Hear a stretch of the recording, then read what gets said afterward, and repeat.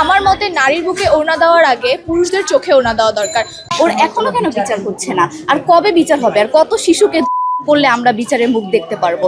আমাদের একটাই দাবি, দর্শকদের যত তাড়াতাড়ি সম্ভব বিচারের ব্যবস্থা করতে হবে। তাদের ফাঁসির কোনো বিকল্প নেই, তাদেরকে ফাঁসির মঞ্চে দাঁড় করাতে হবে।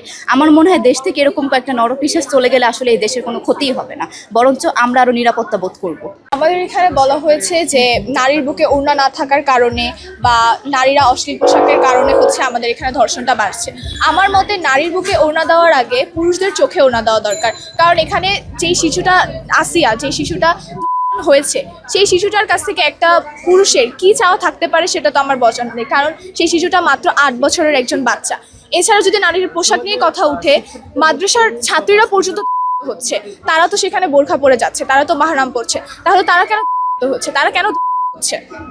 আমি তো এটার কারণ খুঁজে পাচ্ছি না যে 8 বছরের একটা বাচ্চার কাছে একটা পুরুষের কি এমন চাওয়া থাকতে পারে যে তাকে এত নির্মমভাবে করবে।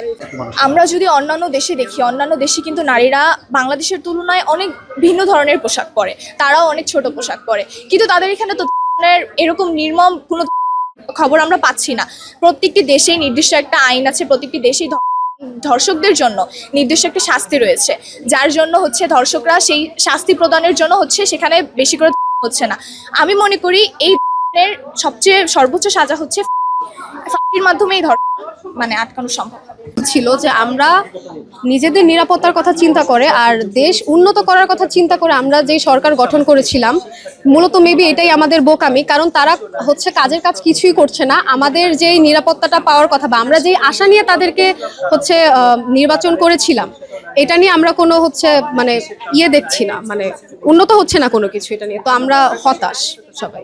পোশাকের স্বাধীনতা আছে, তার ইচ্ছা মতন স্বাধীনভাবে পোশাক পরতে পারছে, কিন্তু তাদের কিন্তু ওইভাবে আমরা এরকম বাইরের কান্ট্রিতে কোনো ধরনের কোনো দেখতে পাচ্ছি না। এরপর যদি পোশাক নিয়ে কথা উঠেই, তাও আমি একটা জিনিস বলতে চাই যে এই যে বর্তমানে যে আসিয়া, এখন তার অবস্থা খুবই, গতকালকে দেখলাম অবস্থা আরো অবনতি হয়েছে।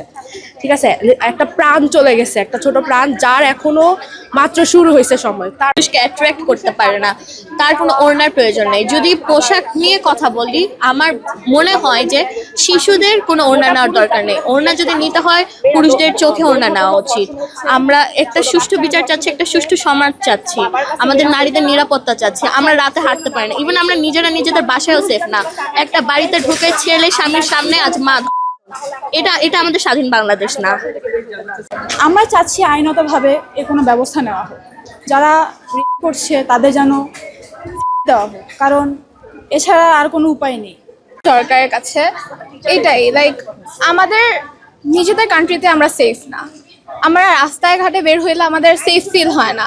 সো এটার জন্যই আসলে আমরা প্রোটেস্টটা করতেছি।